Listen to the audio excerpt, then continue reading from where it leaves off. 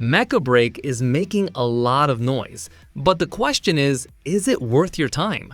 The very first thing you'll notice when jumping into Mecha Break is the visual style. It's sleek, shiny, and polished in a way that feels near AAA despite it not being from a top-tier publisher. From the moment you're taken to the pilot customization screen, you get the sense this game wants you to build a unique identity.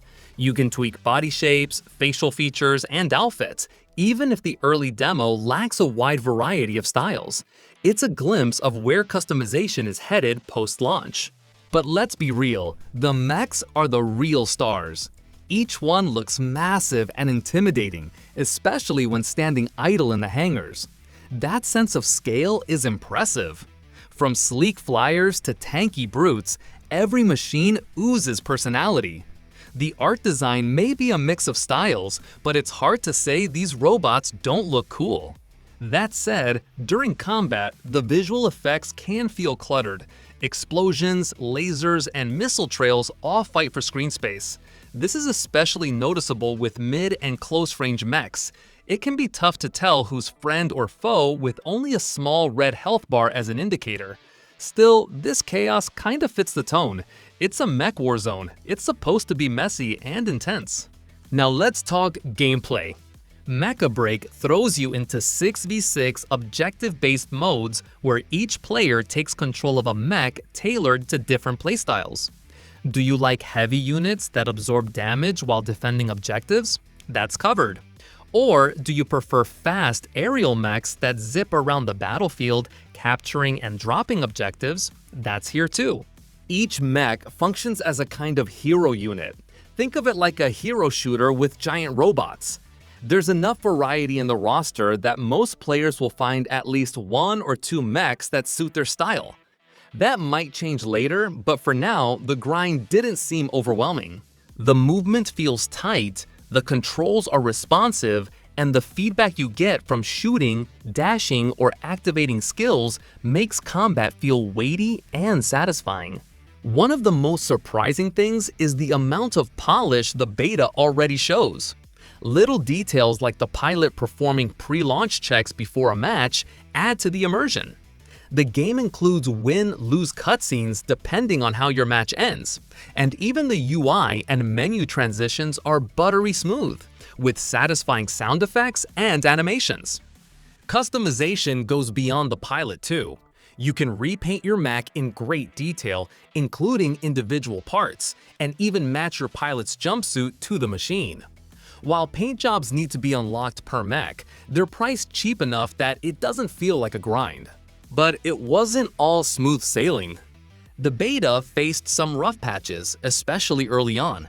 Players reported crashes that happened randomly, sometimes while loading into missions or even just navigating menus. In one of the demo's PvEP modes, known as Mashmac, connection errors caused timeouts or total game crashes.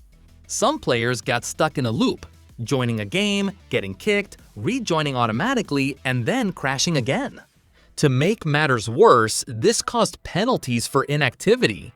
Getting punished because the game forced the crash wasn't a great look, especially during a public playtest. Fortunately, things got more stable as the week went on, with patches rolling out quickly to address the most serious bugs.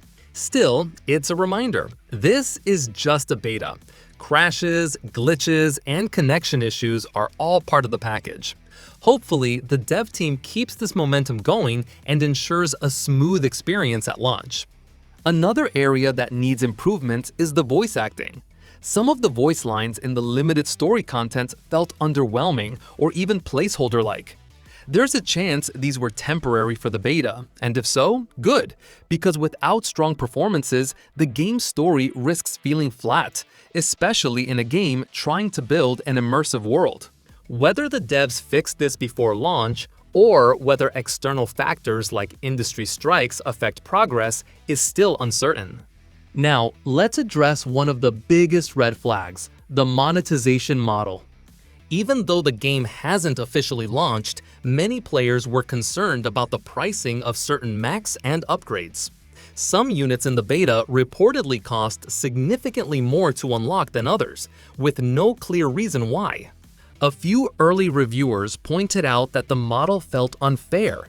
They argued that all characters, or mechs, should be free or easy to unlock, while monetization should focus on cosmetics, not gameplay content. And if the current model stays in place, it could be a problem for long-term player retention. There's also a kernel-level anti-cheat system that players are required to install. While common in competitive games, some players aren't comfortable with giving that level of system access. Recent Steam incidents involving malware have only made people more cautious. So this may be a deal breaker for more privacy-focused gamers. Another point of interest is the progression system. During the demo, unlocking mechs wasn't overly difficult, but there's a good chance this could shift later. The real grind may not be about unlocking the mechs themselves, but upgrading them. Top-tier mods, special items, and research materials could take considerable time and resources to acquire. If Mecha Break launches as a free-to-play title, the fear is that this grind could be pushed further to incentivize spending. Whether this becomes a problem will depend on how generous the final game is with in-game currency and daily rewards. One area that could really shine post-launch is the fashion and community expression. With the detailed customization available for both pilots and mechs, you can expect full-on fashion competitions in the community. There are already accessories, outfits, and paint jobs, and this is just the demo. If the developers support this side of the game well, you might see players spending just as much time dressing up their units as fighting with them. So, is Mecha Break worth playing based on the demo? If you're into mech games, hero shooters, or fast-paced team battles, this one has a lot of potential. The visual polish, gameplay depth, and customization are already at a solid level. But there are some serious questions about stability, monetization, and grind that could affect the final product. The beta showed both the highs and the growing pains of a game that's still in progress. On one hand, it's packed with potential. On the other, it's not quite ready to be called a must-play. Thanks for watching this review of Mecha Break based on the demo. If you found this helpful, drop a like and check out the other reviews on this channel. See you in the next one, and keep your boosters charged!